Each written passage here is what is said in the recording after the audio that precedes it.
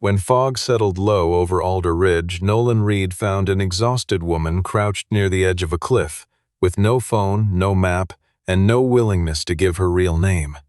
He brought her back to his cabin, built up the fire, cleaned the scrapes on her hands, and let her sleep on the couch while he stayed awake in the workshop. But at dawn, the sound of rotor blades tore through the valley. 3 helicopters landed in front of his house within minutes of each other, carrying a rescue crew, a private security team, and a furious, powerful man shouting her name across the frozen yard. It was only then that Nolan understood the woman he had pulled off that mountain might be able to bring down an entire empire. If you believe one quiet act of kindness can change the course of a life, tap subscribe now and stay with this story of 3 helicopters and the secret they came to bury. Nolan Reed had been driving his old truck down from a repair job at a ranger station when the storm warnings on his radio changed from a caution to an emergency, and he pushed the engine harder than he liked in an effort to beat the front, settling over Alder Ridge before the roads turned to ice. He had spent the morning fixing a generator for a family who lived 3 miles up a service road that closed every winter, and he knew from 20 years in these mountains that a storm arriving early meant someone, somewhere, was about to be caught outside without shelter. Near a stretch of trail the county had closed the week before, he noticed a strip of red fabric snagged on a branch, fluttering hard enough that it caught his eye even through the windshield, and something about its placement told him it had not blown there naturally. He pulled the truck onto the shoulder and stepped out into air that already smelled like snow, following a set of footprints that veered away from the marked trail and toward a slope he would never have taken without rope and daylight to spare. The prints were shallow and uneven, the stride shortening the further they went, which told him whoever made them was already tired, already cold, and already making the kind of small mistakes that turn into large ones on a mountain like this. He left his truck where it sat and started walking, telling himself he had maybe 2 hours before the light and the temperature both turned against him.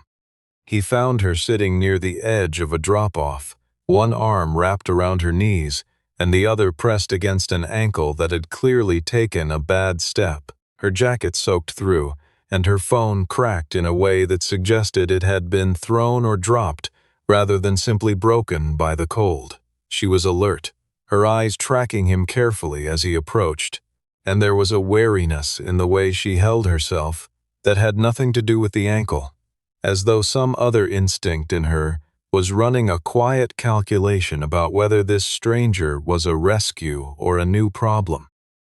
She told him her name was Vivian Shaw and said she had gotten separated from a hiking group earlier that morning. But Nolan had spent enough years reading equipment failures and human ones to know when a story had a gap in it somewhere. Her jacket was the kind that cost more than most people's monthly mortgage, yet her boots looked barely worn, and she carried no pack, no food, nothing that a person planning a real hike into this terrain would have brought along.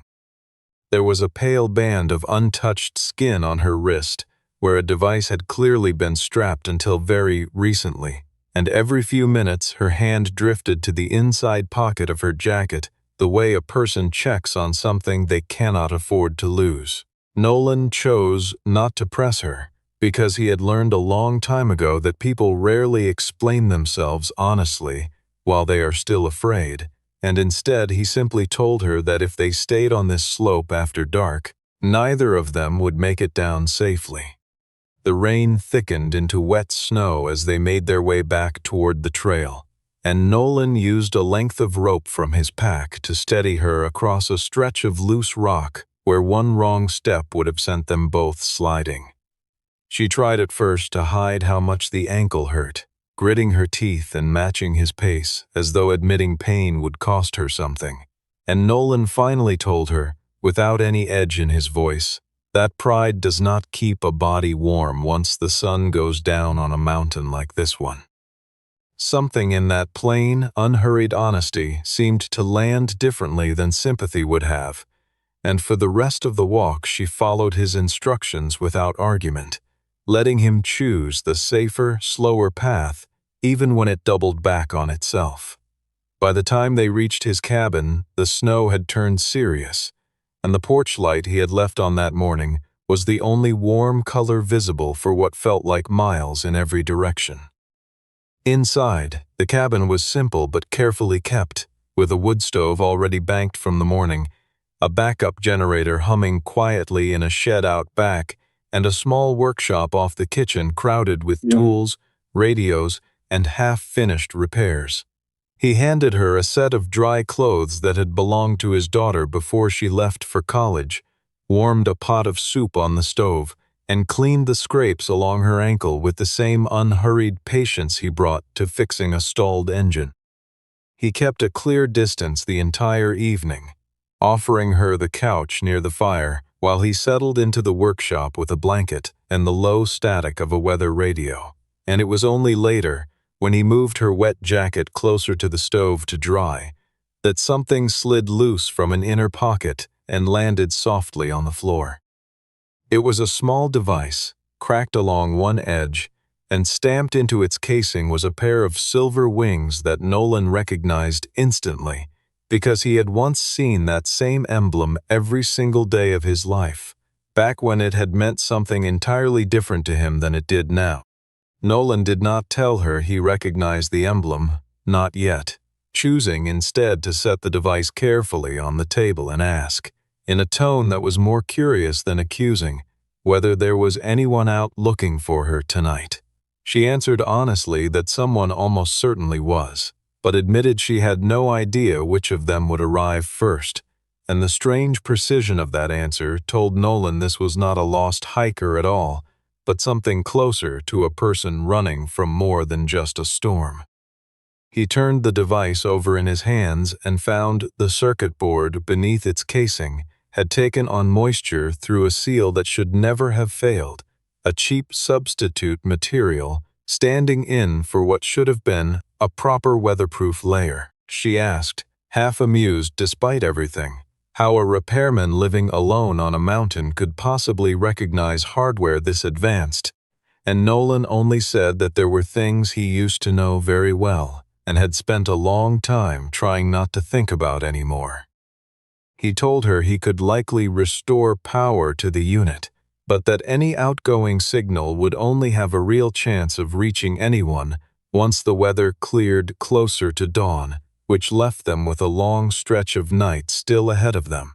They spent the hours by the fire trading small, careful pieces of themselves the way strangers do when circumstance has stripped away the usual reasons to stay guarded. And Nolan found himself telling her about his daughter, about how the cabin had felt strangely large and silent since she left for her first year of school.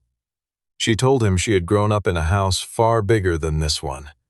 yet had rarely felt like it was actually a home, and there was something in the flatness of her voice, when she said it, that made him believe her completely.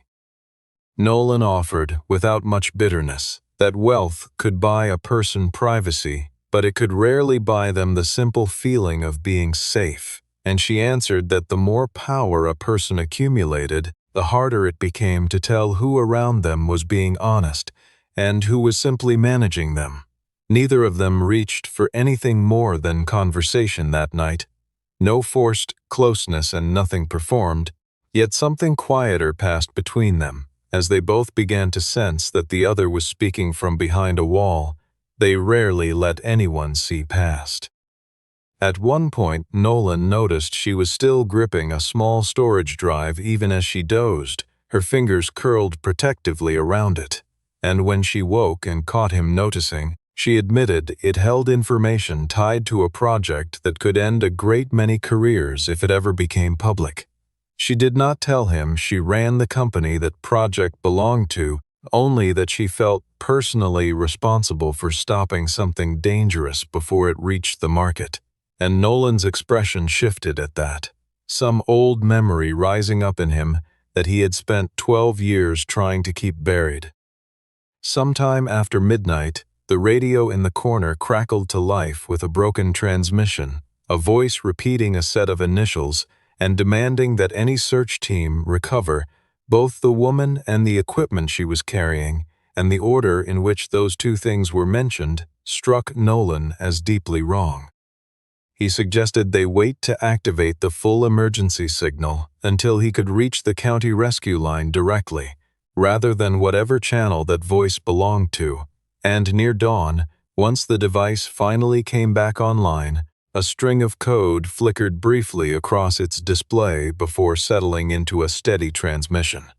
The code read simply as an old emergency navigation protocol, one Nolan had designed with his own hands more than a decade earlier, a system the company had publicly claimed to have retired years ago. Once the storm began to break, Nolan connected the repaired device to an antenna mounted on his roof and sent a location signal out into the gray morning light, expecting at most a single rescue truck to eventually make its way up the mountain road.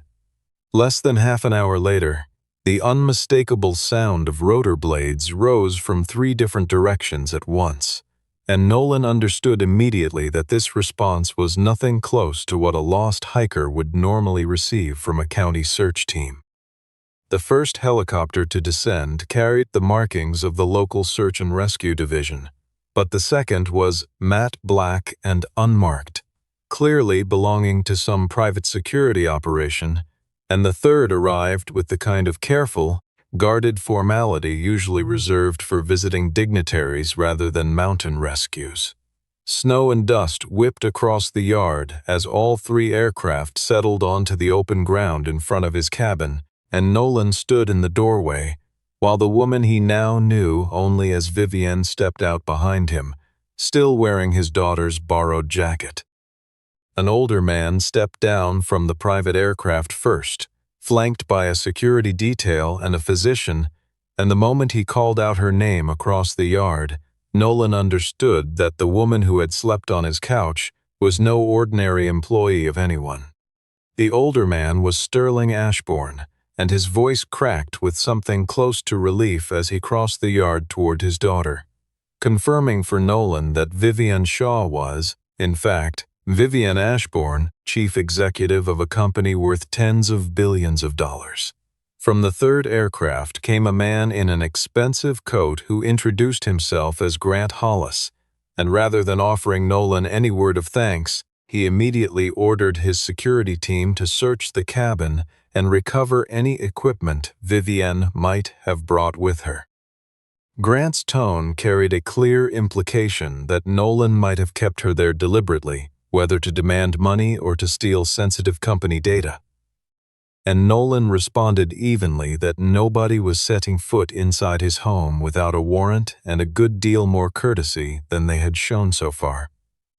Vivienne cut through the tension herself, telling everyone within earshot that this man had saved her life and had no idea who she was until a device slipped out of her jacket sometime after midnight.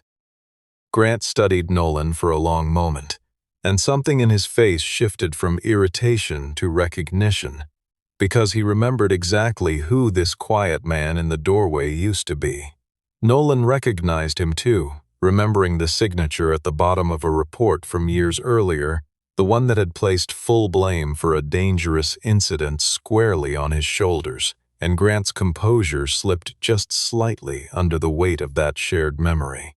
Sterling, still catching his breath, offered Nolan a substantial sum of money as a gesture of gratitude for what he had done, and Nolan declined it without hesitation, saying quietly that a person should never need a reward before deciding to help someone in trouble. Before climbing aboard the aircraft that would carry her back to Denver, Vivienne turned back and asked Nolan why the emergency system built into her device carried a designation she did not recognize from any current product line. Nolan looked past her directly at Grant and answered that the reason was simple, because he was the engineer who had designed that very system more than a decade earlier, back before her company destroyed his career for daring to say it was not safe. Vivienne refused to leave the moment there, insisting instead that Nolan tell the full story in front of both her father and Grant before anyone climbed back into a helicopter. And when Grant tried to wave the request away as an old grudge being exploited for advantage, she held firm and asked him directly what he was so afraid the truth might reveal. Nolan disappeared briefly into his workshop and returned with a worn cardboard box containing copies of old technical reports, his termination letter, and a set of private notes he had never shared with anyone outside the company at the time.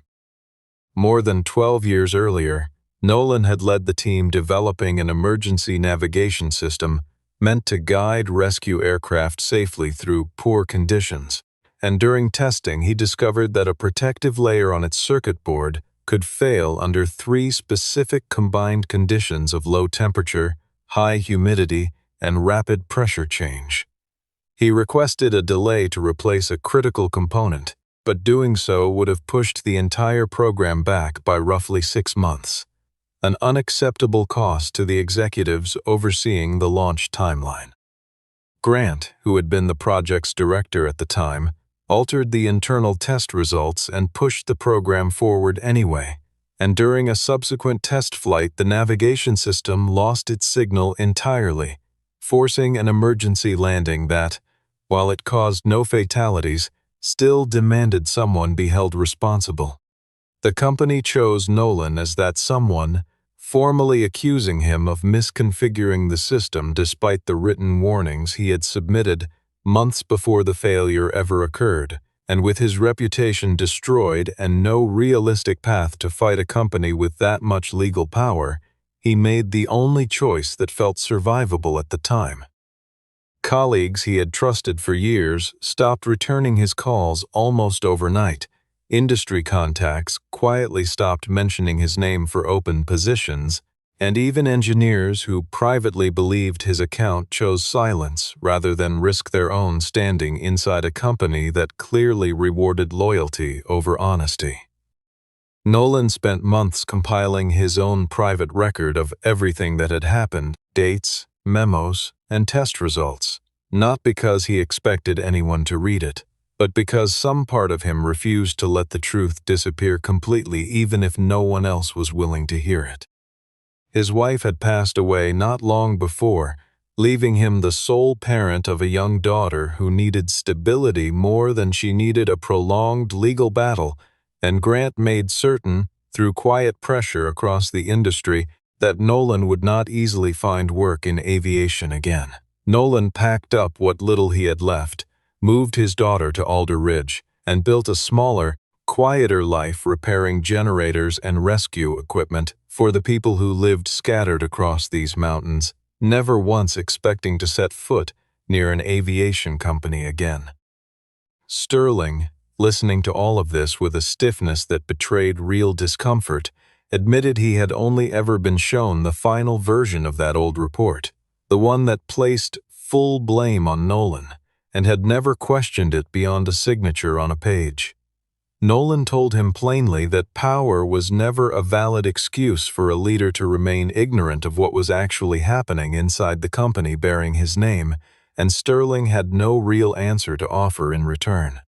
Grant attempted to dismiss the old documents as outdated and irrelevant to the company's current flagship aircraft, the Aegis X-9. But Nolan opened the very device that had failed Vivienne on the mountain and pointed to the exact same material flaw resurfacing inside its casing. That single discovery proved the company had never truly solved the original problem at all, choosing instead to rename the system and quietly continue using the same vulnerable design under a different label.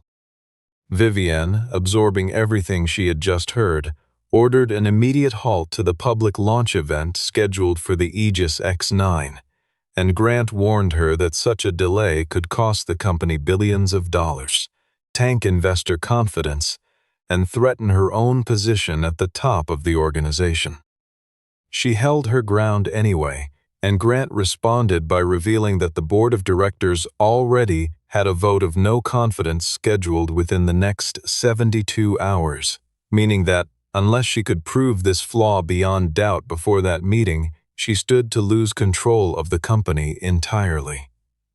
Turning back to Nolan, she told him plainly that she did not need him to trust the company, only to help her prove what was true, and something in the directness of that request settled uneasily in his chest. Nolan's first instinct was to refuse, because he had spent 12 years carefully rebuilding a life far away from anything connected to Ashbourne Aeronautics, and he had no interest in dragging his daughter back into a fight that had already cost their family so much once before.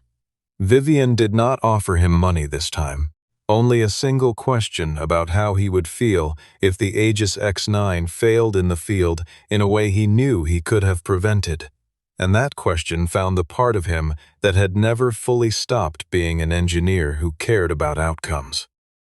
He called his daughter, Moran, that evening, and explained enough of the situation for her to understand what he was considering. And rather than urging him to stay clear of danger, she reminded him that he had spent her entire childhood teaching her never to stay silent about something she knew was wrong.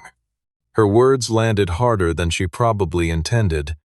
because Nolan realized in that moment that he had quietly abandoned his own principle, the day he chose to disappear into these mountains rather than keep fighting. He agreed to help under 3 conditions, insisting first that all relevant safety data be opened to an independent review team with no ties to the company. Second, that neither his daughter nor his private life ever be used as material for the press. And third, that if the flaw was confirmed, Ashbourne would publicly disclose the full truth rather than issuing a quiet, sanitized correction. Vivian accepted every condition without hesitation, though Sterling visibly hesitated over the third, clearly still more concerned with protecting the family name than with the transparency his own daughter was demanding. Together, Nolan and Vivian examined the failed device from the mountain more closely and discovered that its internal component identification numbers did not match any record in the company's official procurement system. That mismatch meant a secondary supplier had quietly swapped in cheaper parts sometime after the original certification process, and Vivian recalled that Grant was the only executive with the authority to approve a supplier change without requiring her personal signature. She reached out privately to Tessa Marlowe, the head of the company's Safety and Compliance Division, and Tessa revealed that several younger engineers had reported similar signal failures over recent years, only to be quietly reassigned or pressured into signing confidentiality agreements. Tessa had, out of a long-standing personal unease with the official explanation, kept a private copy of Nolan's original report all these years, believing someday it might matter again. Digging further into procurement records, the group discovered that Grant had not merely cut costs to save money, but had quietly profited for years from contracts awarded to a component supplier partially owned by a relative through marriage, earning tens of millions of dollars in the process. Before their evidence could be fully assembled, however, a version of the story reached the press suggesting Nolan had spent the night alone with the chief executive under circumstances the headlines were eager to twist into something scandalous rather than heroic, and Grant seized on that distraction, aiming his next attack squarely at the one thing Nolan had left that money could never buy back: his good name.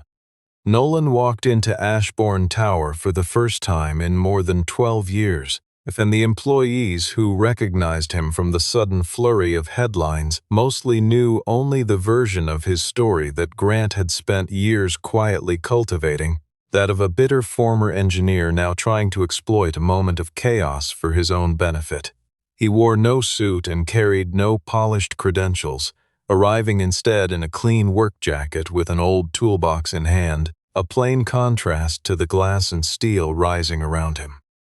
Passing the very testing floor where his career had once ended, Nolan noticed a few older engineers recognize him immediately,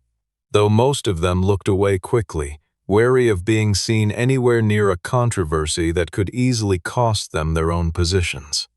Only a younger engineer named Owen Barrett approached him quietly, sliding across a folder of testing data that had been officially marked invalid years earlier.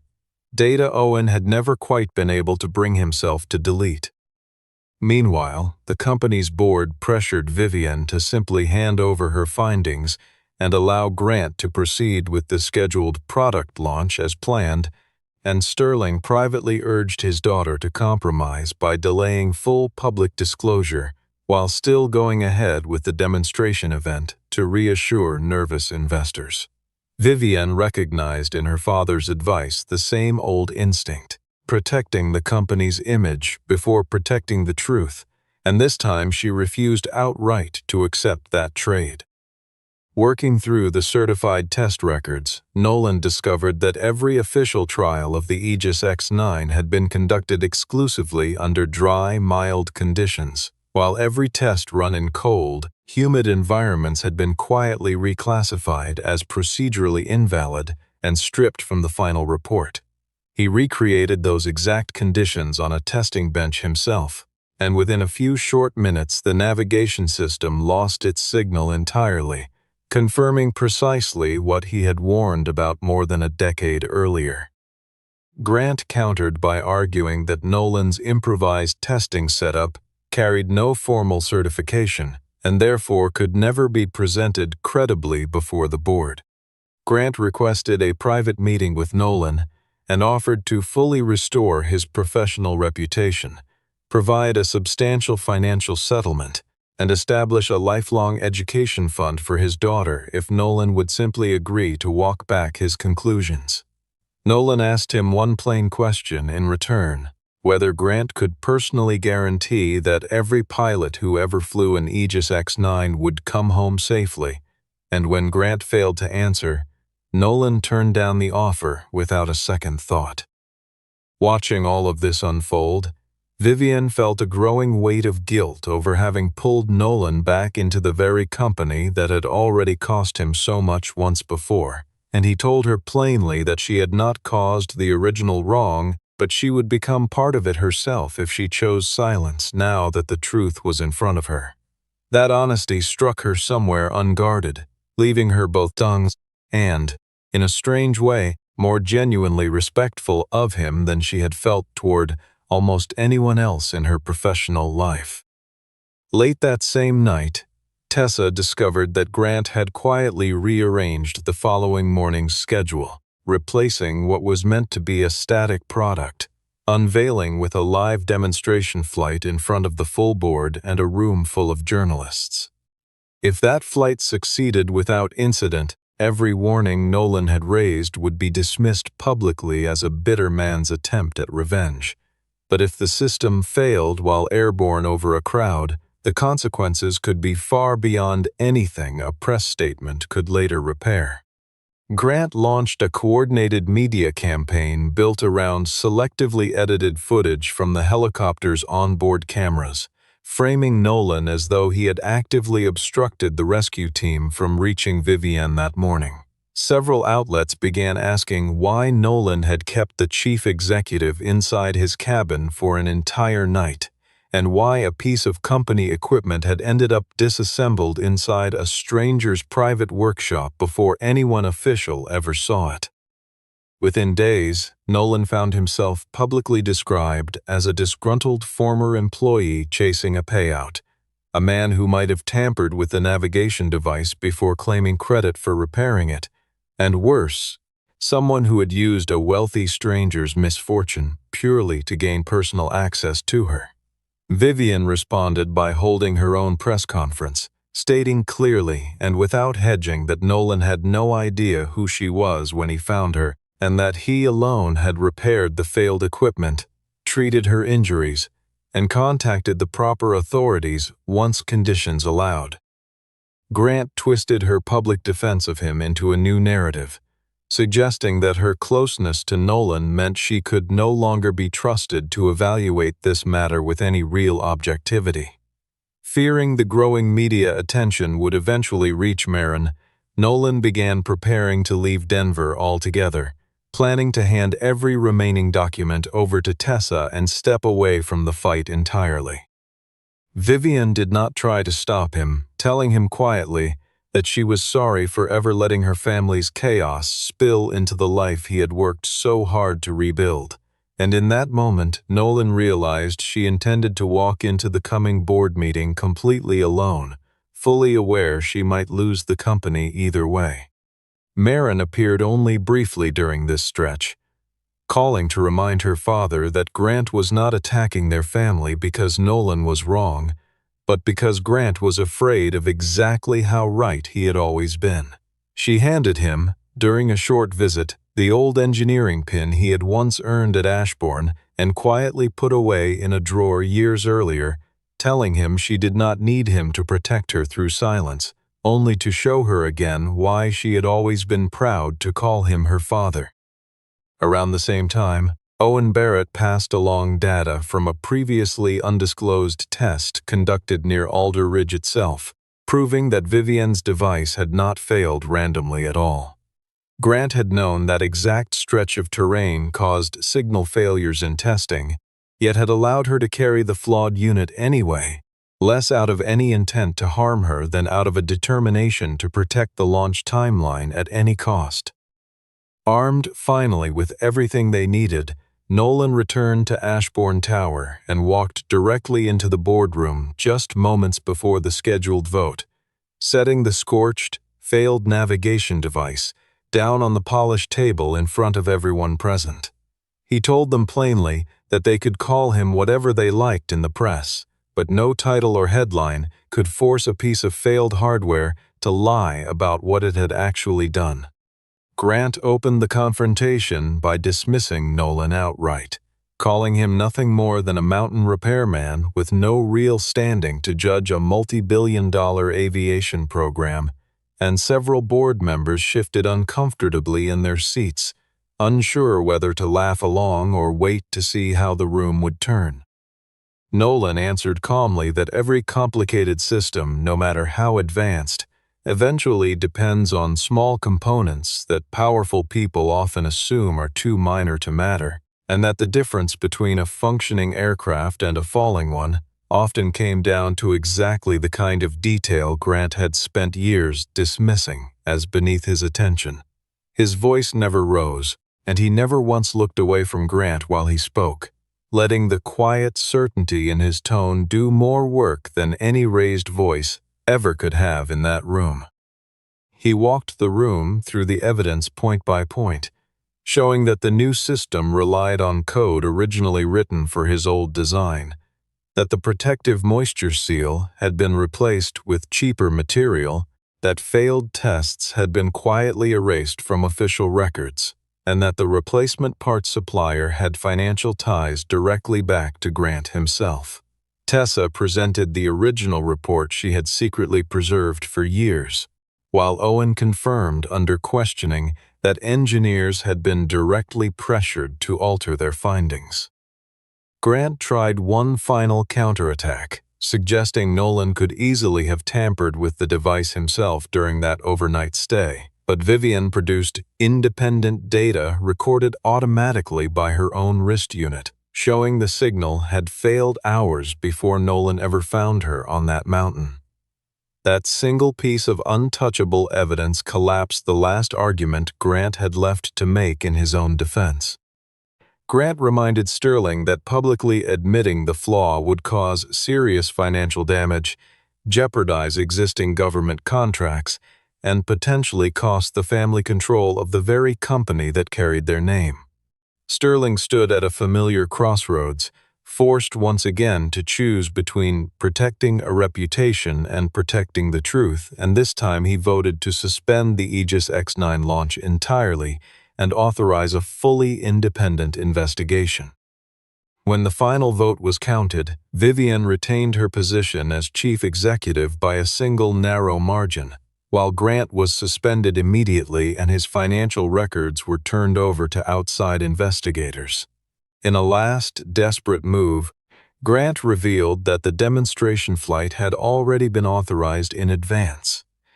and that a pilot was currently waiting at the testing airfield with a countermand now requiring a direct confirmation code that only the chief executive could issue in person. Vivian and Nolan rushed toward the airfield together, and as their aircraft crossed the city, a cold rain began falling over Denver, the exact combination of conditions that could strip the Aegis X-9 of its navigation signal entirely. By the time Vivian's helicopter reached the testing airfield, the Aegis X-9 already had its engines running in front of hundreds of gathered guests and journalists, and Grant had told the flight crew beforehand that Vivian's judgment had been compromised by a former employee chasing revenge. From the available weather data, Nolan quickly calculated that once the aircraft reached its planned demonstration altitude, moisture would likely condense inside the navigation unit exactly as it had inside the device on the mountain. The failure would not necessarily bring the aircraft down, but it could easily strip away its sense of direction and force an emergency landing somewhere in the middle of a crowded airfield. Vivian issued the order to cancel the flight immediately, but the lead test coordinator insisted he could not stand the aircraft down without a direct confirmation code entered in person. Rather than waste precious time arguing through channels, Vivian walked out in front of the assembled press and stated plainly, without hesitation, that her own company's flagship product was not yet safe to fly. It was a costly admission that could easily send the company's stock value tumbling, but she accepted that responsibility without flinching, and moments later Sterling transmitted the final confirmation code himself, shutting the engines down mere seconds before the aircraft was scheduled to lift off the ground. To remove any remaining doubt, Nolan proposed running the same navigation system through a ground-based simulation replicating the exact conditions the aircraft would have faced in the air. Within minutes, the display lost its signal completely, even though the aircraft never left the tarmac, and the failure occurred in full view of journalists and board members alike. With that undeniable demonstration, Grant no longer had any way to shift blame back onto Nolan.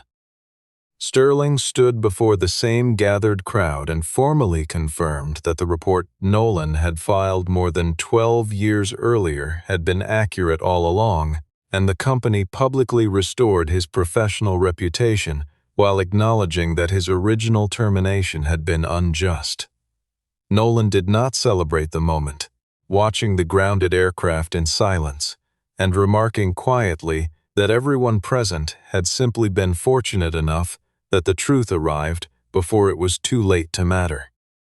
Later that day, Vivian offered him the newly created position of Chief Safety Officer for the entire company, and Nolan did not answer right away, choosing instead to look out toward the distant shape of Alder Ridge, the same mountains where one unplanned night had forced them both to finally confront the things they had each spent years trying to avoid. In the weeks that followed, Ashbourne Aeronautics voluntarily recalled every affected navigation unit and offered compensation to every operator whose aircraft had been fitted with the flawed system, absorbing a significant short-term financial loss in exchange for avoiding a far greater disaster down the road. Grant was formally removed from the company and referred for investigation on charges connected to contract fraud, falsified safety data, and years of concealed financial conflicts of interest, and his fall carried none of the drama of a physical confrontation, only the quiet unraveling of a man whose influence had depended entirely on people being too afraid to speak against him.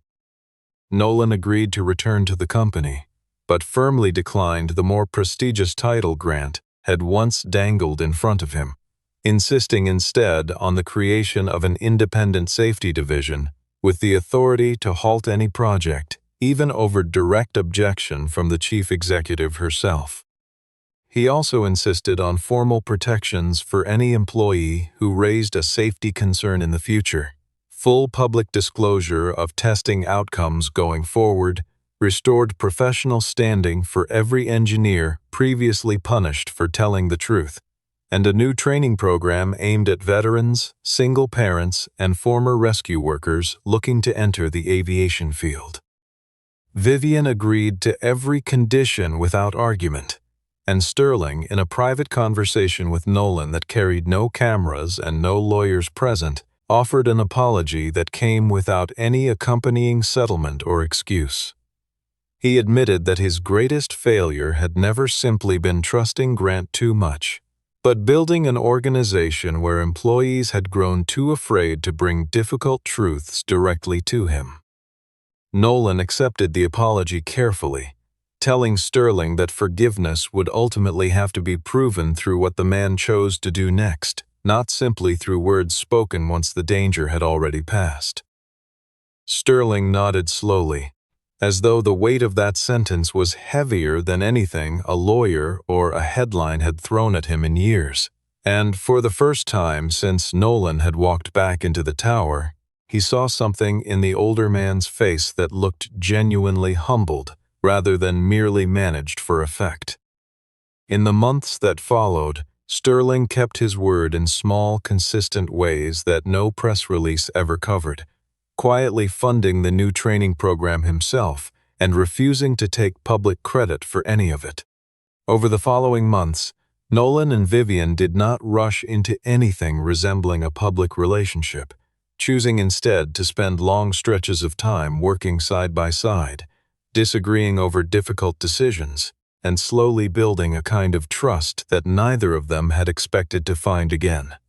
She began traveling up to Alder Ridge occasionally without any security detail trailing behind her, and Nolan, in turn, found himself seeing her less as the head of a massive corporation and more as a woman quietly trying to repair the damage her family's legacy had caused. Marin noticed the change in her father almost immediately, the lighter way he carried himself, though she was careful never to push the subject, letting things unfold at whatever pace felt right to him. About 6 months after that first storm, Nolan was repairing a section of fence outside his cabin when the familiar sound of rotor blades rose again in the distance, and for a brief moment his mind drifted back to the chaotic morning when 3 helicopters had once surrounded this same yard. This time, only a single aircraft descended toward the clearing, and Vivian stepped out wearing proper hiking gear, carrying 2 cups of coffee and a small, easy smile. She told him she wanted to walk the same trail where she had first gotten lost, except this time she was carrying an actual map, a navigation unit that had been thoroughly tested, and a guide she genuinely trusted to lead the way. Nolan asked, with a hint of dry humor, whether she was arriving today as the chief executive of a major corporation or simply as a customer in need of directions, and Vivian answered that she had come as the woman he once saved, before he ever knew who she really was. Nolan locked the door to his workshop and walked beside her toward the trailhead, the two of them moving easily together into the cold morning air. On that first night so many months earlier, he had pulled a stranger off the side of a mountain without knowing her name or her fortune, asking for nothing in return but her safety. In choosing, in the end, to trust the truth he offered her rather than the comfortable version everyone around her preferred to believe, Vivian had quietly helped Nolan recover something of himself that the weight of her family's power had once taken from him without either of them realizing it. High above Alder Ridge that morning, there were no circling helicopters, no security teams, and no cameras waiting to capture the moment. There were only 2 people walking together up a familiar trail, and for the first time in either of their lives, neither one of them was lost.